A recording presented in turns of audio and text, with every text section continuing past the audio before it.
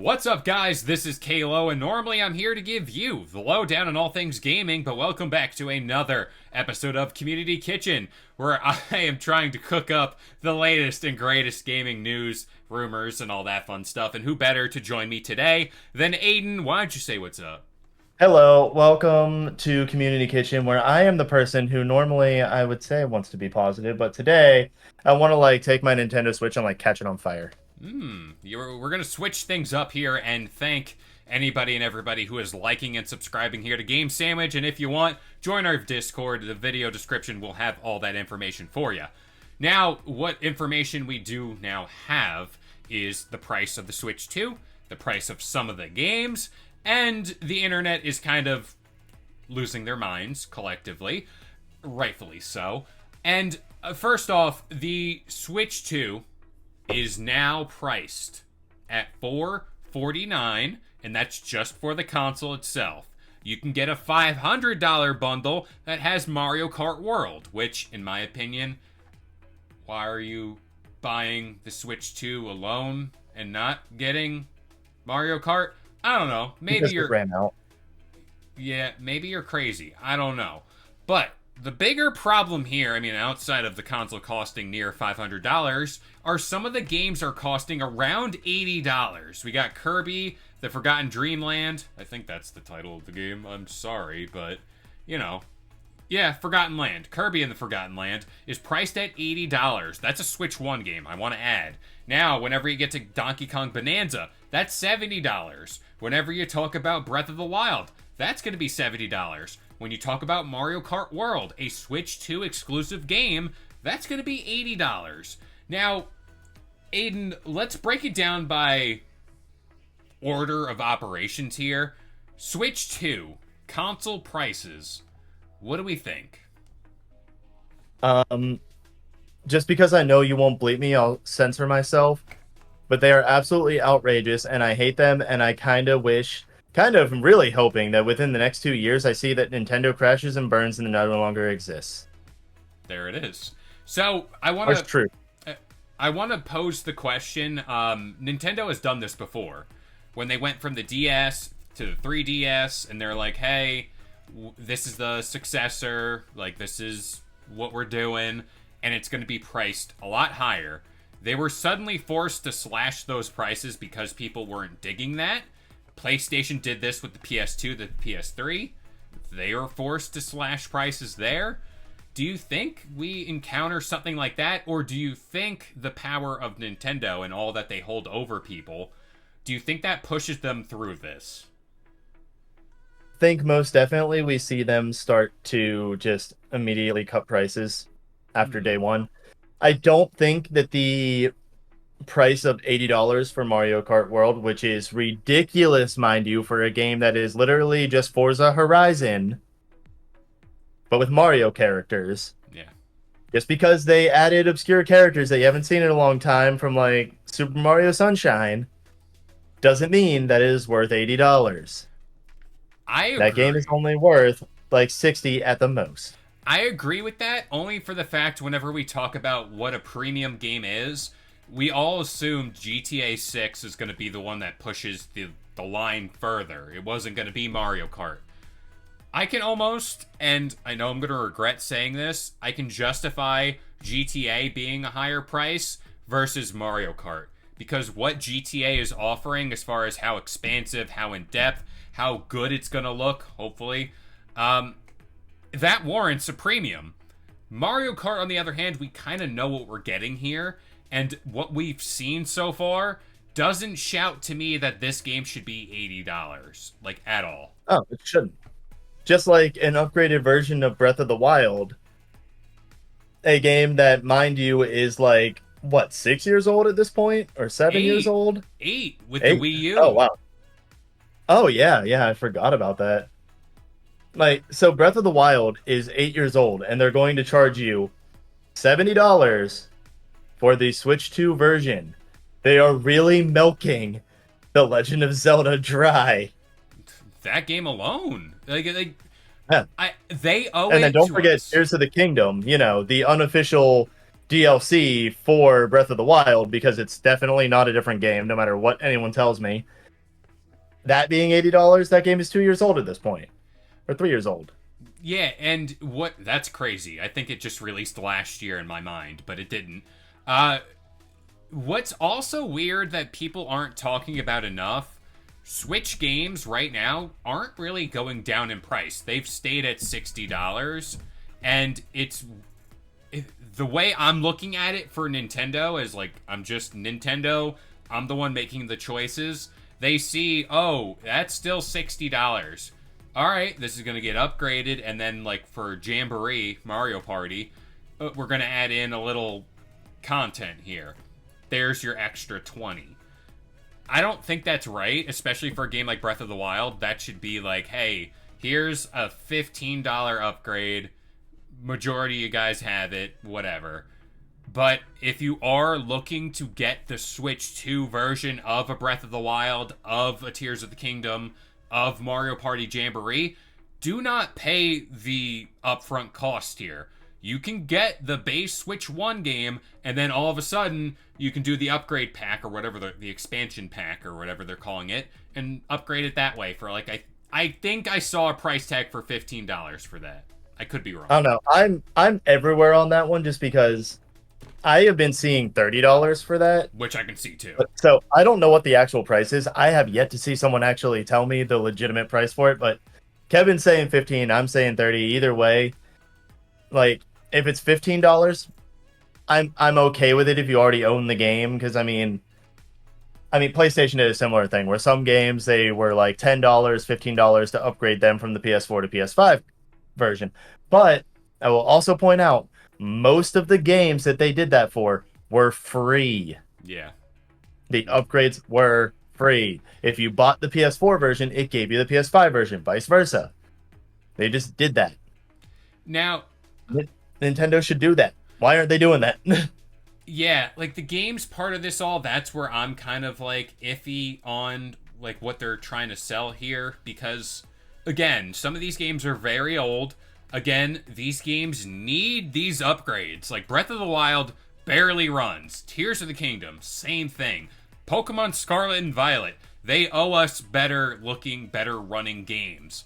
And for that to be like, oh no, you have to pay for that, like that's the premium. In my opinion, it's like you had a chance to get good, at least somewhat good, with your community and be like, hey, here's the upgrade. We know what we were doing with the Switch 1. Here's the upgraded version. Here's the true version. And people would have been alright. They'd have been like, alright, Nintendo, like $500 for the console. It sucks, but... I mean, I think $500 is even too much for the console, personally. You're telling me a console that doesn't run as well as the PS5 deserves the same price as the PS5 and the Xbox Series X. That's what you're telling me here. A console that probably runs equivalently to the Xbox Series S, which was $400, is, more than the Xbox Series S at the time of launch.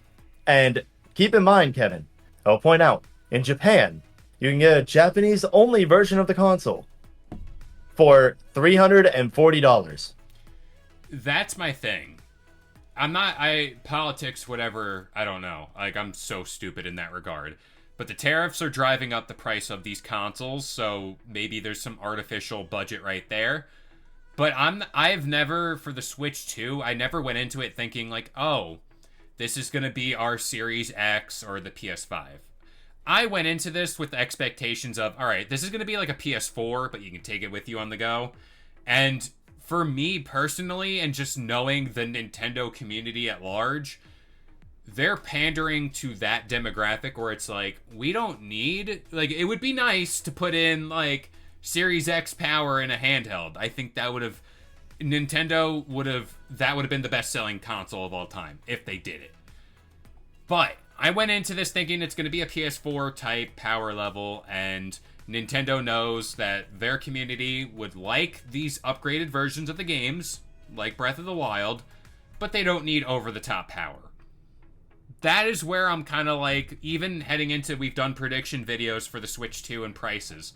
I was like, no, I think this console is going to be above $400 because what they're offering right now, HDR, AI upscaling, 4K and docked mode, these are the things that are like, all right, this is pushing it over the line for us.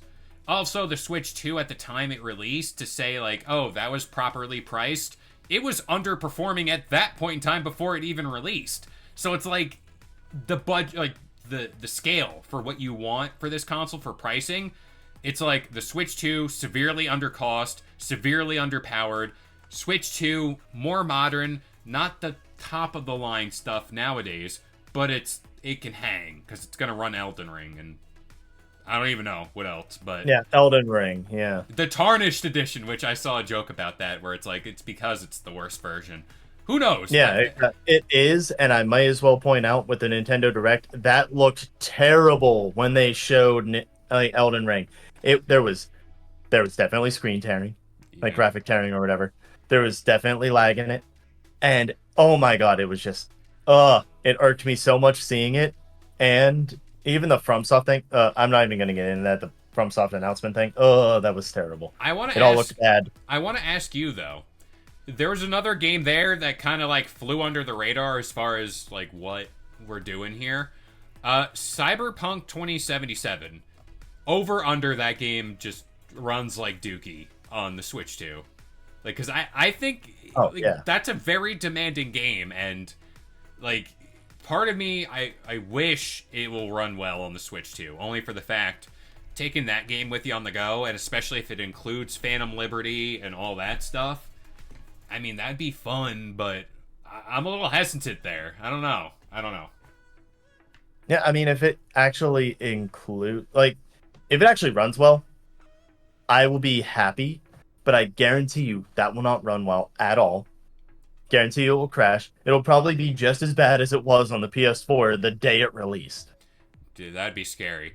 My thing with the Switch 2, and I know this is like basically making the excuse for Nintendo, but they made a console that'll satisfy the crazy Nintendo fanatics. I get the idea of like we're in gaming, we know what's top of the line, we know what's the best for ray tracing and HDR and blah blah blah. But they're not selling it to us. Like we're in the gaming, we're gonna buy it. But they're selling this to like the mom and pops who are they have their family, they only play Mario Party and Mario Kart. They don't need all that extra stuff. They don't need all the teraflops and the doodads and the whatever. They just need this console to run Mario Kart and Mario Party.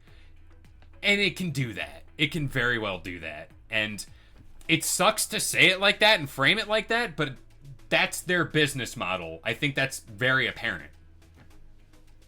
I mean, their business model is the same as Disney's.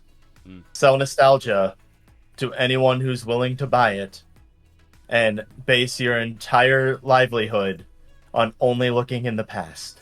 Yeah, and one final closing thing here, because I've never said it on the channel, but the fact that that freaking Astros Playroom, whatever, pack-in title is a premium game, absolutely not. Absolutely. Like, I haven't even seen a price on that. Do you even know what the price is going to be? it's gonna piss me off. If it's more than like $10, it's gonna piss me off. Oh, I mean, it even Five. having any cost to it Yeah. already annoys the hell out of me. Yeah. It should not even have a cost, but even so, like I guarantee you, because of how because of how Nintendo is, they're going to charge $30 minimum for that game. Oh, I was going 40. I was going Yeah, 40. well, hey, Hey, you have even worse expectations than I do. I just whenever I seen premium, I'm like, okay, I know what we're doing here. But any final thoughts on the Switch 2? And do you think, come the holidays, do you think this is when we see a price drop if they decide to? I mean, I definitely think it's gonna.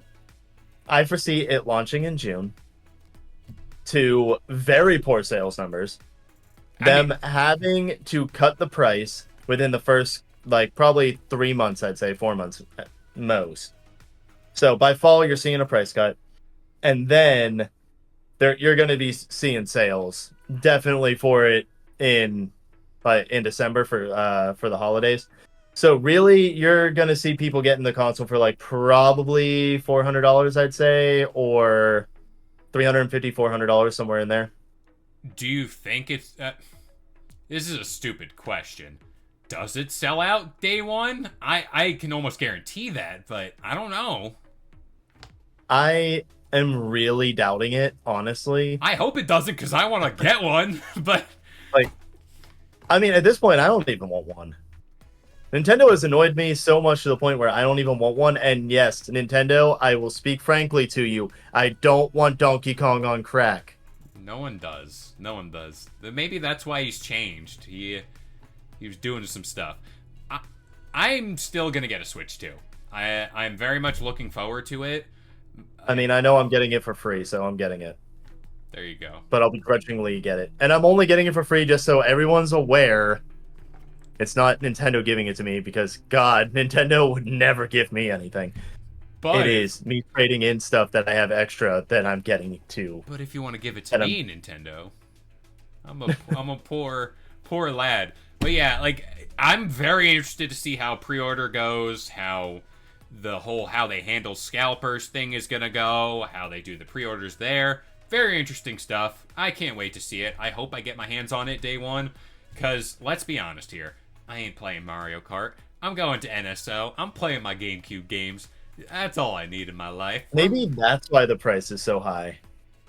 Well, to deter scalpers, because nobody's going to pay more than the $450. Yeah. I'm trying to do math in my head.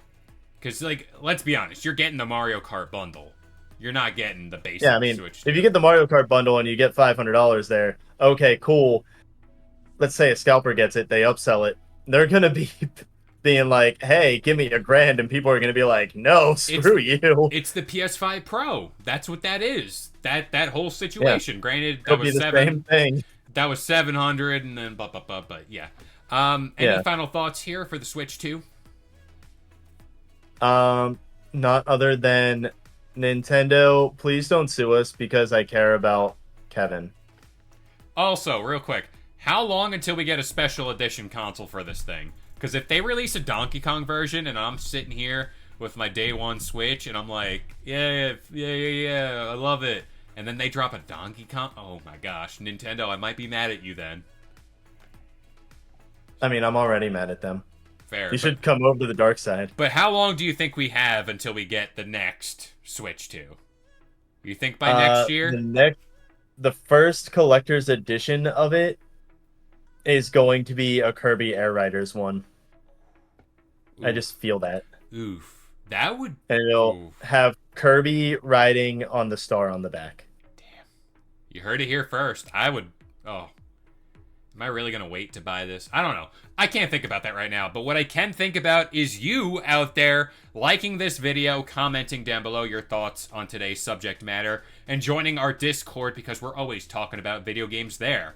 But as of right now... Giving us those sweet, sweet subscribbles. Exactly. Don't forget that part. But as of right now, I've been K-Lo, joined by Aden, and we'll see you guys next time. If you enjoyed today's video and want more content just like this, consider subscribing to Game Sandwich for all your news, rumors, and reviews. And we'll see you guys next time.